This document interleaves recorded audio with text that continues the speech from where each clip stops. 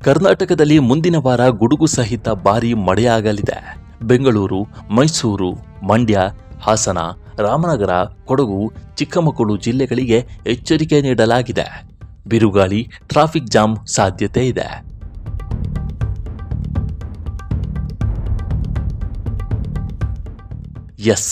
ರಾಜ್ಯದ ಕೆಲವು ಭಾಗಗಳಲ್ಲಿ ಬಿರುಸಿನ ತಾಪದಿಂದ ಕಂಗೆಟ್ಟಿದ್ದ ಜನರಿಗೆ ಹವಾಮಾನ ಇಲಾಖೆ ಮಹತ್ವದ ಸುದ್ದಿಯೊಂದನ್ನು ನೀಡಿದೆ. ಇಂದಿನಿಂದ ಮುಂದಿನ 7 ದಿನಗಳ ಕಾಲ ರಾಜ್ಯದಾದ್ಯಂತ ಗುಡುಗು ಸಹಿತ ಭಾರೀ ಮಳೆಯಾಗುವ ಸಾಧ್ಯತೆ ಇದೆ ಎಂದು ಮುನ್ಸೂಚನೆ ನೀಡಲಾಗಿದೆ. ರಾಜಧಾನಿಯ ಬೆಂಗಳೂರಿನಲ್ಲಿ ಮುಂದಿನ 1 ವಾರ ಸಂಜೆಯ ನಂತರ ಗುಡುಗು ಸಹಿತ ಧಾರಾಕಾರ ಮಳೆಯಾಗುವ ಸಂಭವವಿದೆ. ಈಗಾಗಲೇ ನಗರದ ಹಲವೆಡೆ ಮೋಡ ಕವಿದ ವಾತಾವರಣವಿದ್ದು ಕನಿಷ್ಠ ತಾಪಮಾನದಲ್ಲಿ ಇಳಿಕೆಯಾಗುವ ನಿರೀಕ್ಷೆ ಇದೆ. ನಿನ್ನೆ ಸಂಜೆಯೂ ಮಳೆಯಾಗಿದೆ.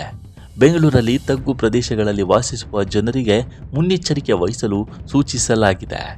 ಅಷ್ಟೇ ಅಲ್ಲದೆ ಕೆಲಸ ಮುಗಿಸಿ ಮನೆಗೆ ಮರಳುವ ಐಟಿ ಉದ್ಯೋಗಿಗಳು ಟ್ರಾಫಿಕ್ ಜಾಮ್ ಹಾಗೂ ಮಳೆಗೆ ಸಿಲುಕುವ ಸಾಧ್ಯತೆ ಹೆಚ್ಚಿದೆ.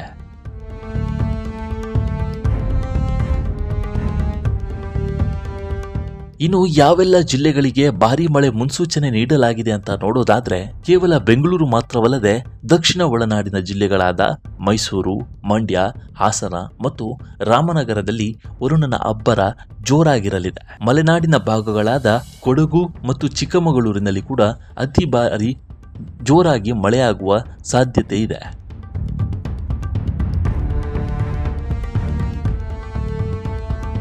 ಹೀಗಾಗಿ ಪ್ರವಾಸಿಗರು ಗಿರಿಧಾಮಗಳಿಗೆ ಭೇಟಿ ನೀಡುವ ಮುನ್ನ ಎಚ್ಚರಿಕೆ ವಹಿಸುವುದು ಉತ್ತಮ. ಇನ್ನು ಕರಾವಳಿ ಭಾಗದಲ್ಲೂ ಸಮುದ್ರದ ಅಲೆಗಳ ಅಬ್ಬರ ಹೆಚ್ಚಾಗುವ ಸಾಧ್ಯತೆ ಇದೆ. ಈ ಬಾರಿಯ ಮಳೆಯ ಜೊತೆಗೆ ಗಂಟೆಗೆ 40ರಿಂದ 50 ಕಿಲೋಮೀಟರ್ ವೇಗದಲ್ಲಿ ಬಿರುಗಾಳಿ ಬೀಸುವ ಸಾಧ್ಯತೆ ಇದೆ. ಇದರಿಂದ ಹಳೆಯ ಕಟ್ಟಡಗಳು ಅಥವಾ ಮರಗಳ ಕೆಳಗೆ ಆಶ್ರಯ ಪಡೆಯೋದು ಅಪಾಯಕಾರಿ ಎಂದು ಪರಿಗಣಿಸಲಾಗಿದೆ.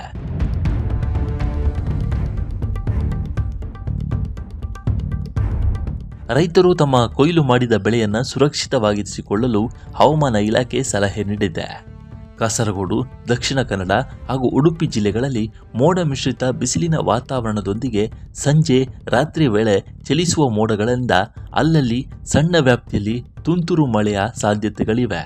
ಘಟ್ಟದ ಕೆಳಗಿನ ಪ್ರದೇಶಗಳಲ್ಲಿ ಅಲ್ಲಲ್ಲಿ ಸ್ವಲ್ಪ ಜಾಸ್ತಿ ಮಳೆ ಬೀಳಬಹುದು. ಉತ್ತರ ಕನ್ನಡ ಜಿಲ್ಲೆಯಲ್ಲಿ ಬಿಸಿಲಿನ ವಾತಾವರಣದ ಮುನ್ಸೂಚನೆ ಇದೆ. ಸಂಜೆ ರಾತ್ರಿ ಅಲ್ಲಲ್ಲಿ ಮೋಡದ ವಾತಾವರಣ ಇರಬಹುದು. ರಾಜ್ಯದ ಉತ್ತರ ಒಳನಾಡಿನ ಬಹುತೇಕ ಜಿಲ್ಲೆಗಳಲ್ಲಿ ಬಿಸಿಲು ಹಾಗೂ ರಾತ್ರಿ ಅಲ್ಲಲ್ಲಿ ಮೋಡದ ಮುನ್ಸೂಚನೆ ಇದೆ.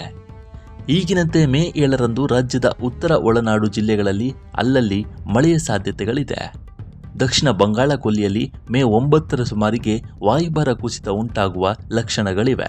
ಇದಕ್ಕೆ ನೇರವಾಗಿ ಭೂಮಧ್ಯ ರೇಖೆಗಿಂತ ಕೆಳಗೆ ಹಿಂದೂ ಮಹಾಸಾಗರದಲ್ಲಿ ಈಗಾಗಲೇ ವಾಯುಭಾರ ಕುಸಿತ ಉಂಟಾಗಿದ್ದು ಇವೆರಡೂ ಪಶ್ಚಿಮಾಭಿಮುಖವಾಗಿ ಚಲಿಸುವ ಲಕ್ಷಣಗಳಿವೆ.